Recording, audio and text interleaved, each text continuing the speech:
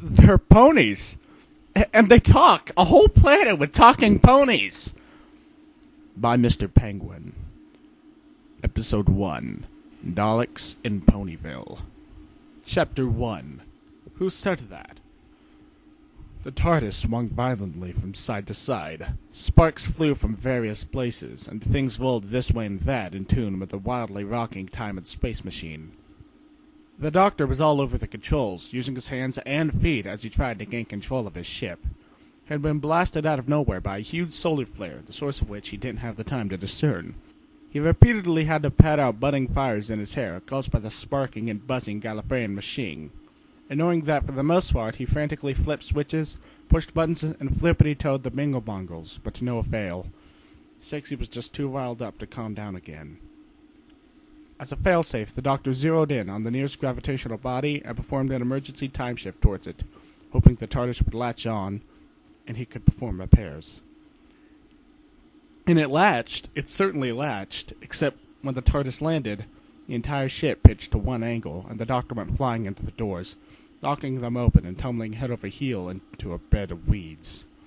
He groaned from the force of the impact and rolled over, looking up to see he had successfully landed his TARDIS in a tree. For a moment, he simply lay there, throwing his hands up indignantly. Eventually, he was going to have to get that down, but for now he stretched out, getting more comfortably suited in the weeds and catching his breath. Something moved in the vegetation nearby, and he froze. He was in a small dip in the ground. Perhaps whatever it was wouldn't notice him here. He took this chance to remind himself he didn't know what planet he was on or what sort of life it had. Luckily, or unluckily, depending on how you look at it had trees, which meant oxygen. But it also meant it had mobile, not necessarily friendly life.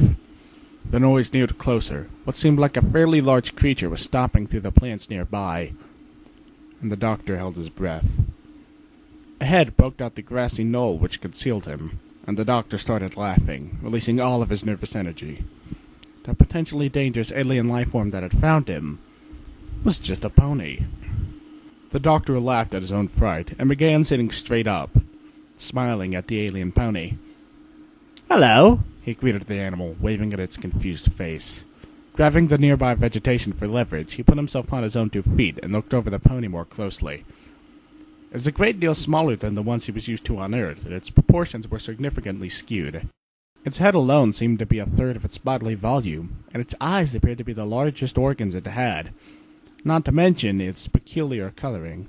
The adorable creature's fur was gray, while its mane was a light blonde color. "Look at you!" the Doctor gushed, placing his hands on either side of the pony. It seemed panicked, but did not back away. He turned its head this way and that, describing the animal to himself. "Aren't you the most adorable alien ever?" He petted the creature, scratching through its mane. The creature just looked at him with its big, golden, crossed eyes.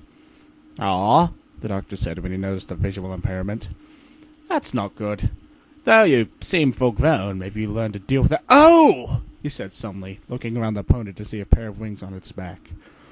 The Doctor let out a wheezy laugh of amazement when he saw them, and knelt down in front of the pony, saying, "You've got wings!" He let out another whoop of laughter and stood back up, admiring the pony. "A right regular Pegasus," he said, recalling the old human legend. "I've seen quite a lot of things in my life, but never that." He turned away from the pony and stepped out of the knoll to inspect his surroundings. He appeared to have landed on the edge of a forest. Behind him was a multitude of trees, and in front of him was a large, rolling uphill slope of grass. "Is there any intelligent life on this planet, then?" he asked the gray Pegasus behind him. Of course, the poor thing couldn't understand him. He had accidentally jarred the translation matrix when he crashed. And he knew that for a fact. He could sense it in the second link between him and the TARDIS. That was another thing he was going to have to fix. But for now, all it meant was that he was speaking plain English to the alien pony. As a result, that pony didn't understand him, only staring at him with its crossed eyes. Nevertheless, the Doctor nodded understandingly. "Well, I don't have to fix the TARDIS right now," he said. "Perhaps I could do a bit of exploring first. Any planet with Pegasus is one I'm bound to like." And he began walking up the hill. He heard a noise, and turned back to see the pony had taken a few steps toward him. He gave it a wide grin and said jokingly, "Hey, stop following me. I'm not your mother." Of course the pony didn't leave. The doctor simply shrugged, said, "All right," and continued walking towards the hill, thinking he could hear something coming from it. "What are you?" asked a feminine, childlike voice. The doctor immediately spazzed, whipping his hands up protectively next to his head and bending down low, spinning slowly around, eyes darting this way and that. "Who said that?" he asked, turning around and around to look for the source of the voice. "Come on now, show yourself." He looked back at the gray Pegasus and asked, "You heard something, right?" The Pegasus nodded. "It was me." The doctor froze, eyes wide and mouth agape. "It talks," he said finally. He began laughing again, throwing his hands around. "It talks!" "Of course I talk," said the pony, scrunching up its muzzle. "Now, mister, I don't know what you are, but your big blue box thing is in my tree." The doctor couldn't help himself. He walked over to the talking pony. "Aw," he said aloud, giving the little pony a big hug. "You are just so cute." The pony rose up on one of its hooves and pushed the doctor away. "Are you okay, mister?" The doctor nodded, regaining his composure. He stood up, putting his hand awkwardly into the pockets of his suit. The pony barely came up to his chest, about 4 feet tall. Truly a little pony. "So, the doctor said, breaking the awkward silence. "There are more talking ponies on this planet?" "Well, yeah," the pony said. "It's nothing new." "New to me," the doctor argued lightheartedly. "Can you take me to them?" he requested. A planet full of talking ponies. That was something he had to see. "Well, sure, but..." The pony started nervously. "They might freak out when they see you, since you're..." "Time Lord," the doctor had finished for her, straightening his tie with a prideful smile. "An alien, basically. Well, alien to you. I come from another planet," he explained. "That's nice," the pony said, like it wasn't nice. The doctor thought for a moment. "I've never really had to worry about a disguise before, since Time Lord looked like humans. Well, humans look like Time Lords, whichever way you see it, but..." He snapped his fingers. "I've got an idea." He ran to the tree which held the TARDIS, climbing his way up to the bigger on the inside ship. The pony followed him. "What is that thing?" she asked curiously. "It's my ship," the doctor explained, wrapping his legs around the main console and hanging upside down in the overturned ship. "It can travel through all of time and the relative dimensions in space, or TARDIS." He began pulling various wires out of the bottom of the machine, reconnecting them in various places.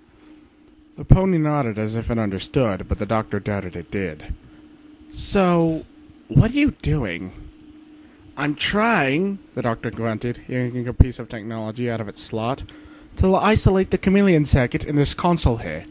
You see, my ship doesn't actually look like the blue box you see out there.